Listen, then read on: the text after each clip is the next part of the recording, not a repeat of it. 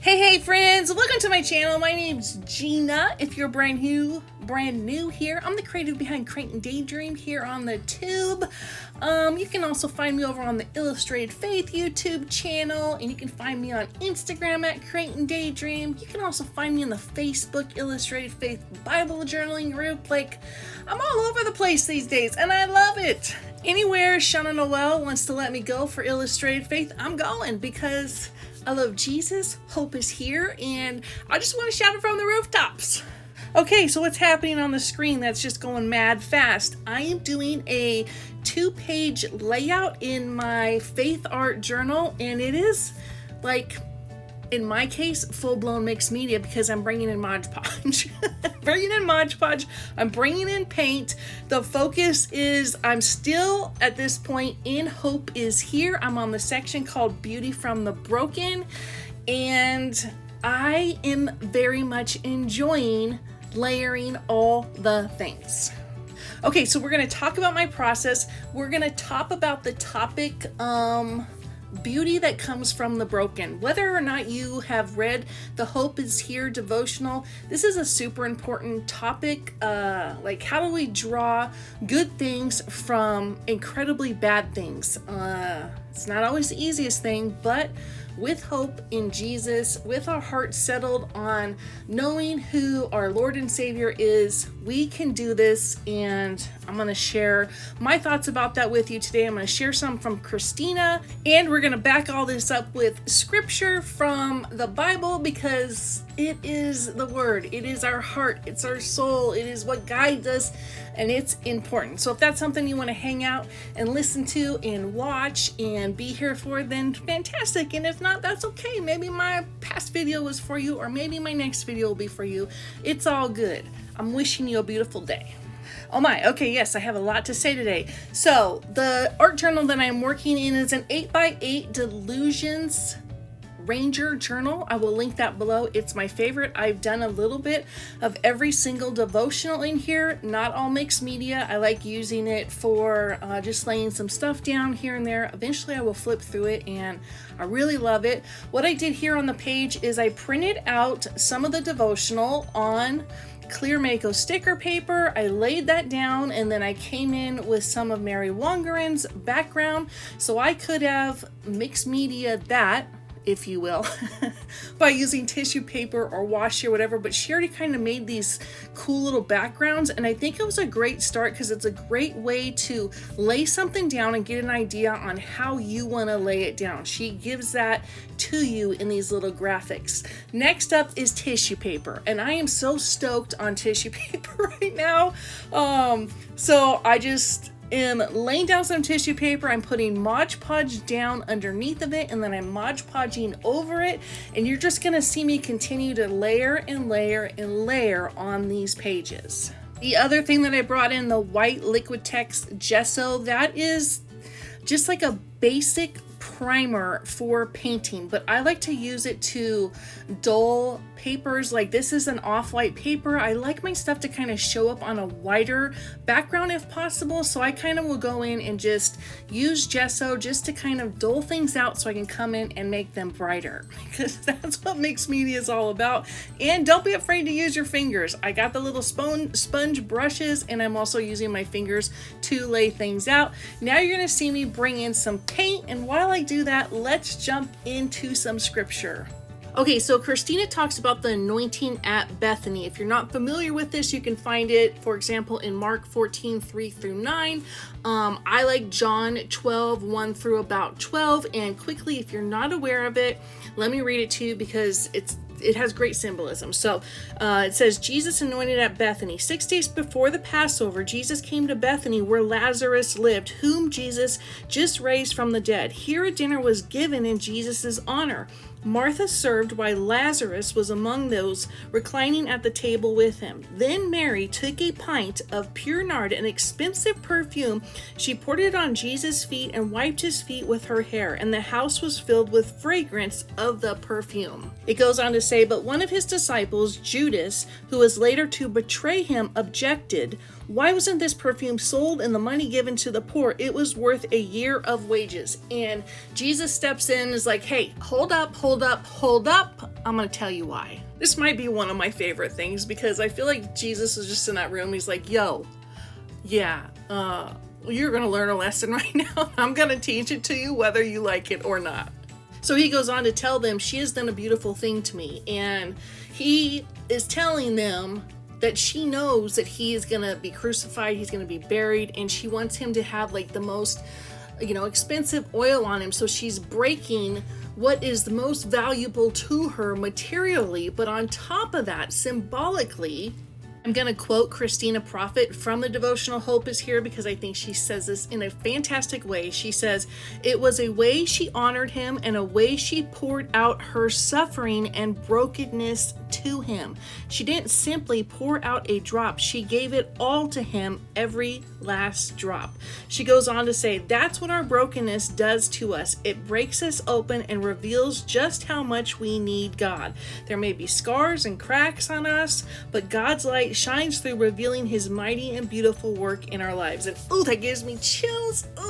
So, I've read that story so many times. It's probably one of the first stories that I've read, and I knew the importance of it. I knew that it was from Mary, and Mary knew the importance of it, to give up something down here, because if I saw Jesus, I'd be like, okay, what do you want? I'm pouring everything on you. You can have everything, because the reality is there's nothing down here on earth that even comes close to the worthiness of the love of Jesus. And your brokenness, whatever it may be, that is when he can use you the most. So the symbolism of this, of her breaking something that was worth so much, is really her opening her heart and being like, I am broken and I need you to know. And that's what we all need to be doing. We just all need to be sharing our broken hearts and our brokenness with Jesus, because he knows and he wants to help you.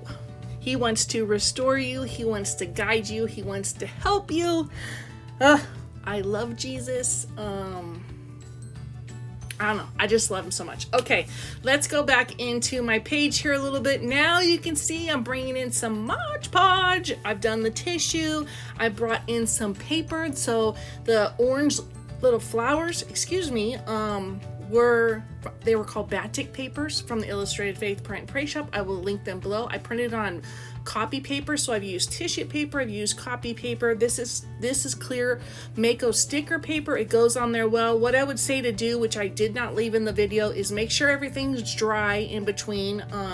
Make sure your Mod Podge dries, make sure your paint dries, just so things don't get messy, especially if you have an inkjet printer, because an inkjet printer, when you print with an inkjet, how many times can I say inkjet? When you print with an inkjet printer, the ink stays on top of the paper versus a laser where it gets embedded in there. So it can smear. That's what I'm trying to tell you. So now I'm just bringing in some more black and white with some color of Mary Wongerin's. You can tell I'm on a Mary Wangerin kick right now. And I really went through this. This was like a 2-day process. I had to walk away from it because I just thought, this is the ugliest thing I've ever made. This is the ugliest thing I've ever seen. But don't give up on yourself.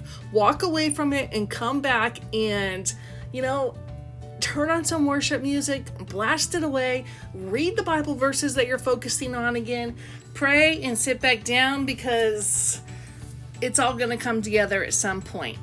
For me, this was a broken page at some one point. And, beauty comes from the brokenness.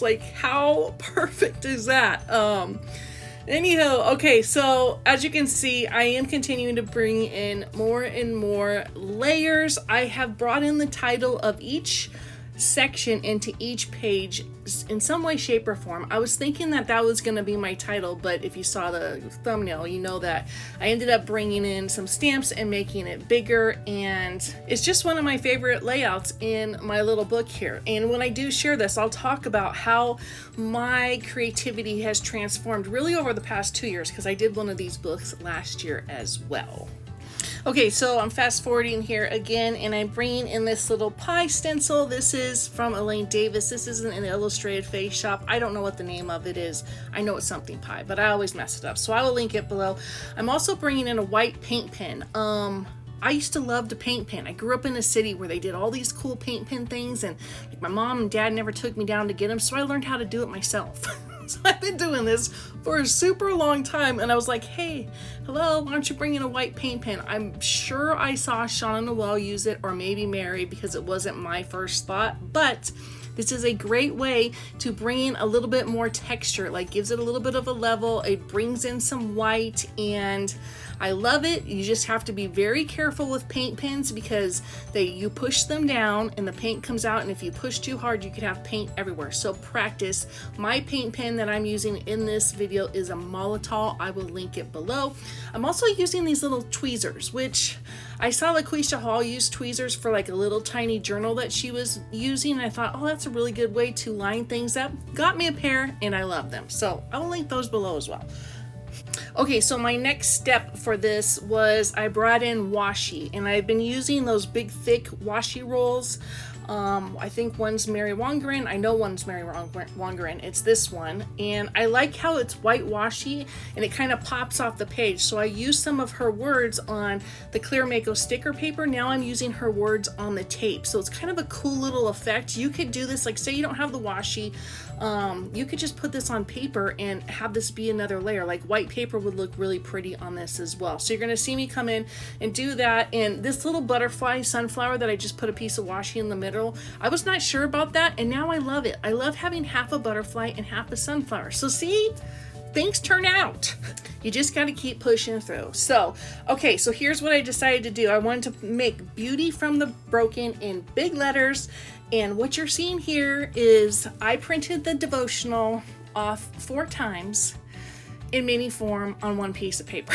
So I have the entire devotional printed like this, and I started looking at it. I didn't want to get rid of the paper, and I decided to use the polka dots from this one page and write the words beauty from the broken. If you watch my video over on Illustrated Faith, I took the devotional part and I put my title But God on it, and it really tied everything in together. See, another mistake that was made into something beautiful.